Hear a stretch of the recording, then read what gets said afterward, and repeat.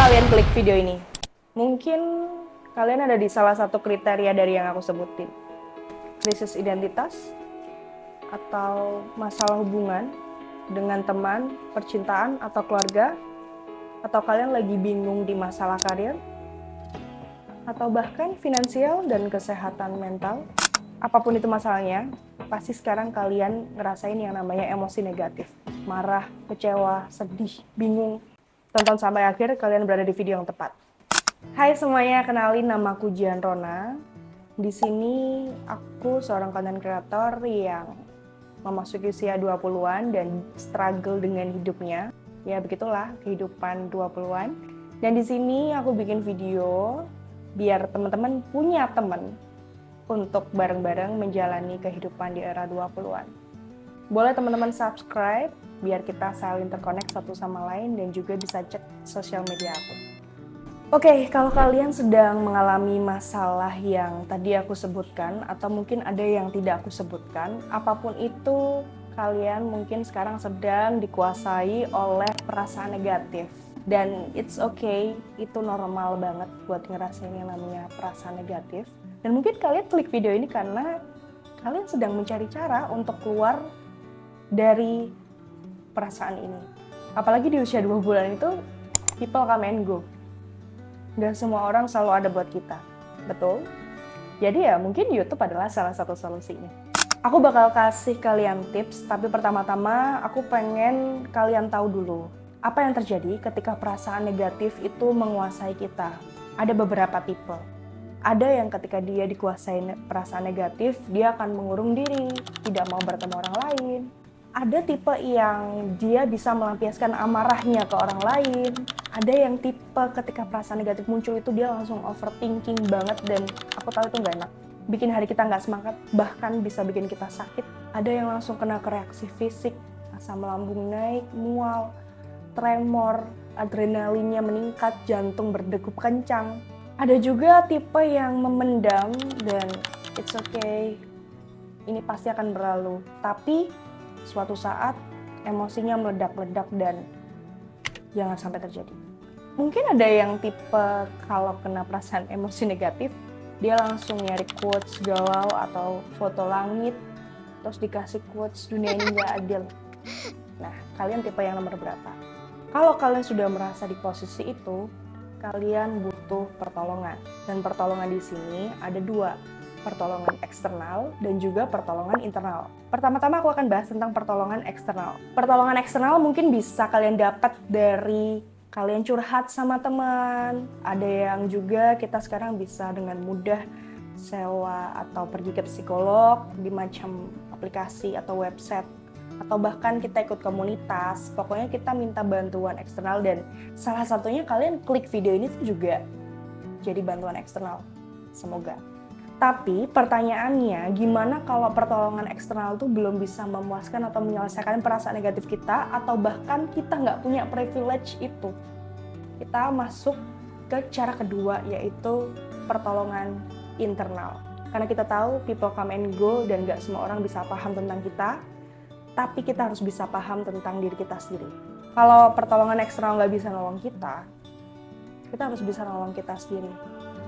Karena when you cannot find the sunshine, be the sunshine. Nah, ini poin pentingnya. Di sini aku akan berbagi bagaimana menolong diri sendiri.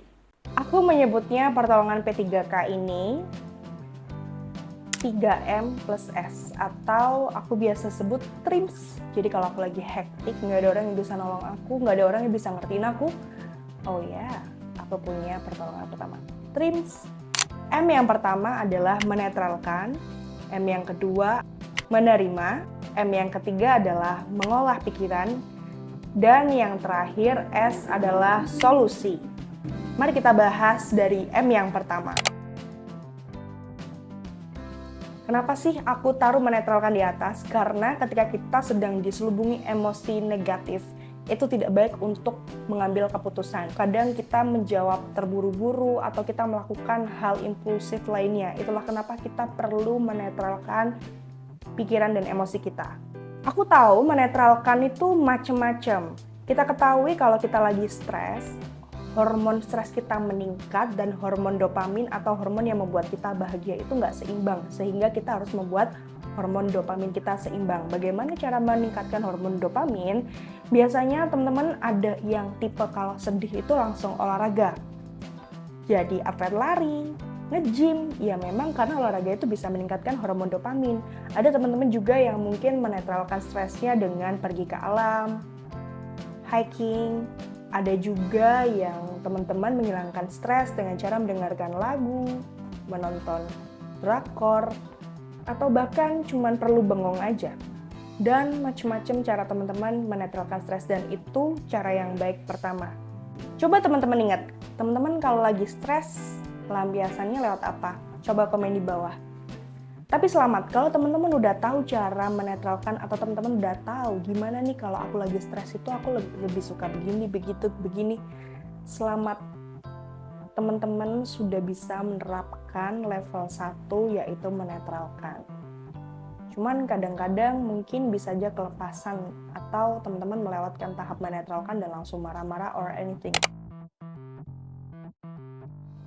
Oke, setelah tahap menetralkan, teman-teman masuk di tahap menerima. Ini tuh tahap yang sulit dijalani. Tapi aku ada quotes atau mantra yang selalu aku sebutkan ketika aku harus melalui tahap ini. Dan ini cukup membuatku tertampar. Resapi baik-baik, aku akan share mantraku. Mantranya adalah, menerima memang tidak menyelesaikan masalah. Tetapi menerima sudah pasti menyelesaikan masalah yang ada di pikiran itu. Jadi teman-teman, kalau misalkan teman-teman nggak menerima, masalahnya nggak selesai, pikiran kalian juga masih kacau, kalian rugi dong, dua-duanya itu minus. Tapi ketika kalian menerima, setidaknya masalahnya memang mungkin belum bisa selesai, tapi kalian sudah bisa berdamai dengan diri kalian sendiri. Jadi, kenapa kalian harus milih rugi 2 kalau kalian bisa mengurangi 1 kerugian? Atau mungkin teman-teman punya mantra lain? Coba komen di bawah.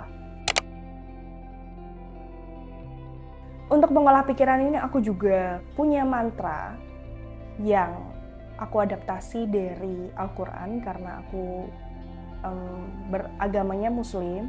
Jadi aku selalu memegang ayat Al-Baqarah ayat 269, yaitu berbunyi, Allah menganugerahkan hikmah kepada siapa yang dia kehendaki, siapa yang dianugerahi hikmah, sungguh dia telah dianugerahi kebaikan yang banyak. Jadi ketika kita bisa mengambil hikmah atau pesan positif, hikmah itu aset orang mukmin yang tercecer, dan siapapun yang dapat menemukannya, maka dialah yang paling berhak dan mendapat kebaikan yang banyak. Jadi menurut aku masalah datang itu agar kita bisa dapat pelajarannya. Pernah gak sih kalian dengar kayak, ih lu dapat masalah berarti lu mau naik derajat? I think itu maksudnya. Jadi sebenarnya kalau sekarang kita ngerasa dapat suatu masalah, itu challenge kita untuk merubah masalah tersebut menjadi hikmah atau pesan positif. Karena ketika kita sudah melaluinya, kita pasti dapat pelajaran hidup. Dan pengalaman hidup itulah yang membuat kita bisa di titik sekarang atau lebih maju. Dan juga kalian pernah dengar kan lagu yang liriknya, Everything that kills me make me feel alive. Everything that kills me make me feel alive. Jadi sebenarnya rasa sakit itu jadi bukti bahwa kita hidup. Kalian pernah nggak sih mimpi dan di mimpi kalian tuh berusaha menampar diri sendiri? Karena kalau misalkan nggak kerasa, kalian tahu kalau itu di dalam mimpi. Tapi misalkan kalian ngerasa sakit, kalian tahu kalau ini nyata. Mungkin disitulah fungsi rasa sakit atau perasaan negatif. Karena kalau nggak ada rasa negatif, gimana kita tahu tolak ukur dari sebuah kebahagiaan? Coba kalian resapi baik-baik. Kita masuk ke level keempat, yaitu solusi. Kalau kita sudah bisa menetralkan emosi, kita sudah bisa menerima dan mengolah pikiran kita, barulah kita bisa masuk ke action outputnya, yaitu solusi. Dan di dalam solusi ini aku selalu menggunakan mindset stoikisme untuk bisa memilah-milah pikiran mana yang perlu dipikirkan dan mana yang tidak perlu dipikirkan. Dalam stoikisme diajarkan untuk bisa memikirkan apa yang bisa kita kendalikan, dan tidak perlu memikirkan apa yang di luar kendali kita. Contoh, di luar kendali kita itu kayak kesehatan, pikiran orang lain, respon dari orang lain dan respon luar.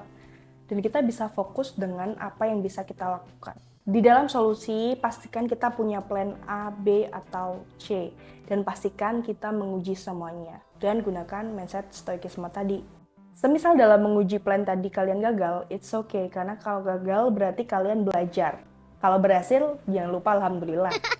Dan setelah semua kita sudah berusaha dengan baik, kita sudah optimis, yatim bangkit, enggak ya? Pokoknya kita udah optimis, jangan lupa serahkan sama Allah. Karena kita punya kendala, Allah punya kendali. Terkadang jawabannya itu nggak harus sekarang. Bisa aja 5 tahun, 10 tahun ke depan.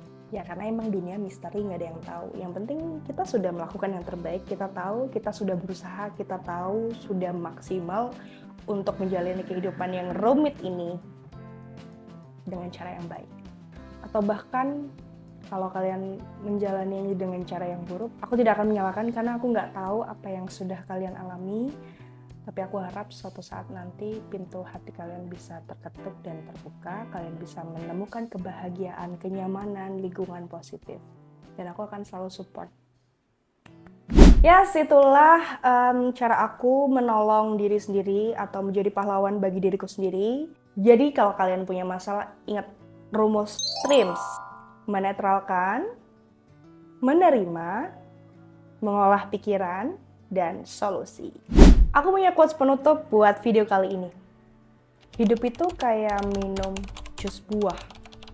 Kadang ada yang manis, ada yang kecut, ada yang pahit kalau diminum sambil mikirin mantan, atau bahkan mikirin pay later. Tapi itulah yang membuat kita tahu kalau lidah kita berfungsi dan bisa merasakan. Dan sepertilah hidup. Ada suka dukanya, bahagia, sedih, kecewa, marah. Tapi itulah perasaan yang membuat kita tahu kalau kita ada di kehidupan ini. Terkadang menyebalkan. Tapi come on, kita pasti bisa melalui itu. Semangat! Kalau lagi nggak pengen semangat, nggak apa-apa. Yang penting jangan lupa makan. See ya di next video. Jangan lupa subscribe dan follow sosial media aku agar kita bisa saling connect.